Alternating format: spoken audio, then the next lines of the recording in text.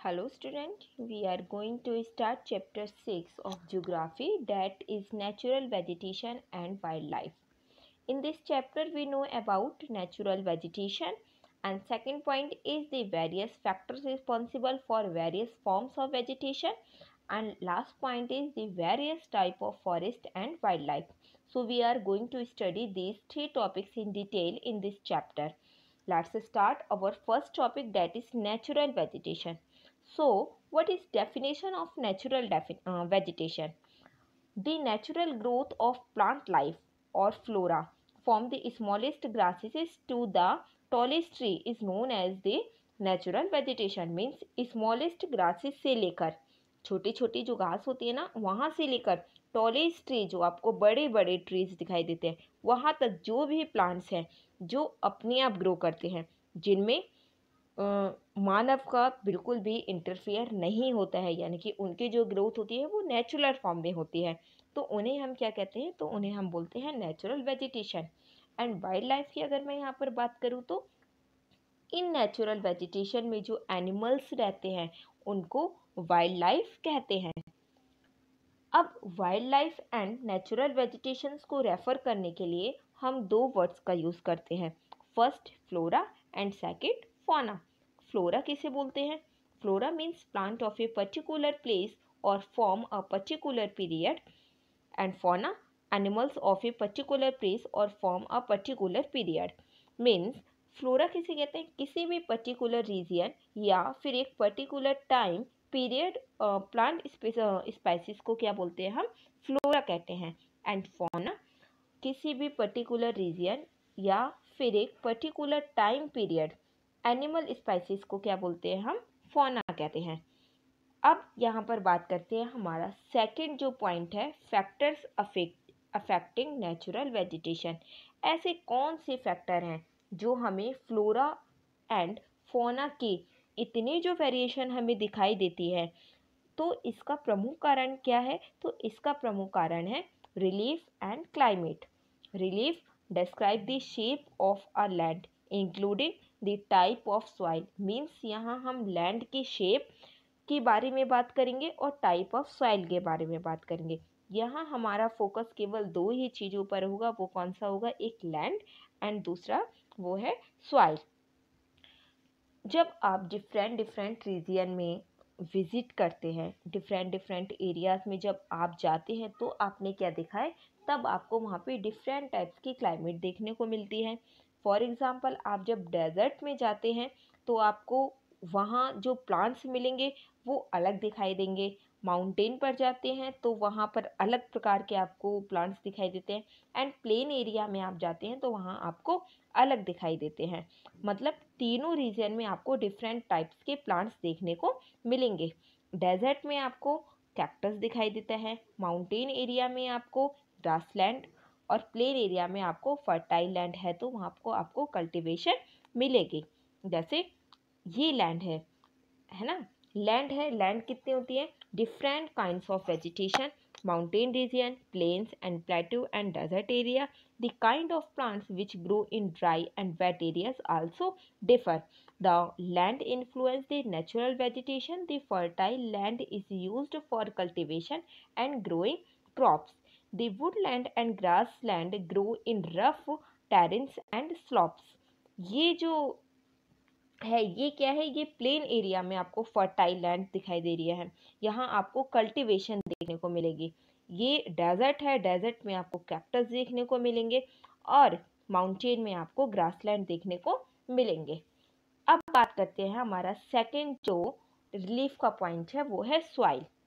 Soil different reason में different type की soil पाई जाती हैं, like black soil, alluvial soil, red soil, laterite soil और डेजर्ट सॉइल।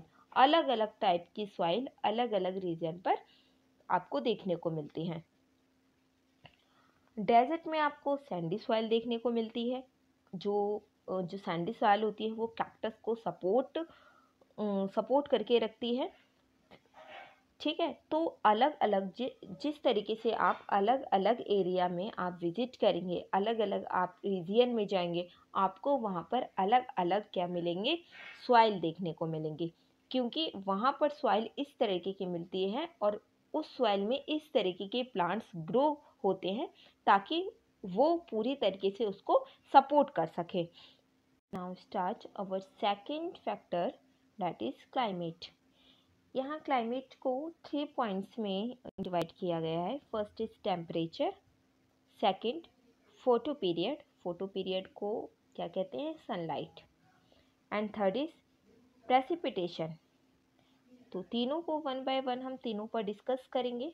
टेम्परेचर, इफ एक reason के टेम्परेचर में अगर बदलाव आता है तो उसकी ह्यूमिडिटी में भी चेंजिंग आती है, और अगर ह्यूमिडिटी में चेंजिंग आएगी तो कॉमन सी बात है उस रीजन की वेजिटेशन में भी बदलाव आता है। फॉर एग्जांपल, हिमालय में ऐसे ट्री होते हैं जो स्वयं को कोल्ड वेदर से प्रोटेक्ट कर लेते हैं, like pine tree. Pine tree क्या होता है, पाइन ट्री हिमालय में पाया जाता है जो खुद को क्या करता है, कोल्ड वेदर से प्रोटेक्ट कर लेता है। तो इस तरह अगर एक रीजन के टेम्परेचर में बदलाव आता है तो उसकी ह्यूमिडिटी में बदलाव आता है, और ह्यूमिडिटी में बदलाव आने से क्या होता है, उस रीजन की जो वेजिटेशन है उसमें भी क्या होता है, उसमें भी चेंजिंग होती है। And second topic is photo period. Photo period यानी कि सनलाइट। नेचुरल वेजिटेशन के लिए सनलाइट बहुत इम्पॉर्टेंट है। जैसे कि आप सभी जानते हैं कि प्लांट्स सनलाइट के बिना सरवाइव ही नहीं कर पाएंगे। इफ सनलाइट की ड्यूरेशन को चेंजिंग आने से क्या होता है, अगर सनलाइट की ड्यूरेशन में चेंजिंग आती है तो वेजिटेशन की ग्रोथ में भी क्या होता है, वो भी उसको प्रभावित करते हैं। एंड थर्ड हमारा जो पॉइंट है वो है प्रेसिपिटेशन। प्रेसिपिटेशन यानी कि हिमालय में जो प्रेसिपिटेशन होती है वो किसकी फॉर्म में होती है, स्नो की फॉर्म में होती है ना। और लैंड पर जो बारिश वो किस में फॉर्म में होती है, लैंड पर जो होती है वो बारिश के फॉर्म में होती है। तो जिस रीजन में बहुत ज़्यादा बारिश होती है ना, बहुत अधिक मात्रा में बारिश होती है, तो वहाँ कैसी वेजिटेशन पाई जाती है, वहाँ पे डेंस वेजिटेशन पाई जाती है। Now start second topic is types of natural vegetation. Natural vegetation is generally classified into 3 broad categories. First, forest, second, grasslands and shrubs. तीनों कैटेगरीज पे हम वन बाय वन डिस्कस करेंगे। फर्स्ट डिस्कस करेंगे हम grassland पर। Grassland वहाँ grow करते हैं जहाँ मॉडरेट रेन होती है। मॉडरेट में ना तो बहुत ज़्यादा अधिक और ना ही बहुत ज़्यादा कम, मतलब बीच की नॉर्मली। तो these are two types of grassland. First, tropical grassland and second, temperate grassland. For example, steppe, dow, veld, etc. are the example of temperate grassland, and Chavanel is the example of tropical grassland. Moderate का means तो मैंने आपको बता ही दिया कि जहाँ पर ना तो बहुत ज़्यादा बारिश होती है और ना ही बहुत कम बारिश होती है, तो ग्रासलैंड वहाँ पर ग्रो करती है। सेकंड है फॉरेस्ट। फॉरेस्ट वहाँ ग्रो करते हैं जहाँ का जो टेम्परेचर होता है वो कैसा होता है, एक तो उसका टेम्परेचर हाई और जो रेनफॉल होती है वहाँ बहुत ज़्यादा हैवी रेनफॉल होती है। तो जिस हिसाब से टेम्परेचर हॉट होता है और रेनफॉल हैवी होगी, उसकी उसी तरह उसकी डेंसिटी भी डिपेंड करेगी। थर्ड हम बात करेंगे श्रब का। श्रब मीन्स कांटेदार। ये ग्रो करते हैं ड्राई रीजन में। For example the arid region of Rajasthan where thorny bushes and cactus grow.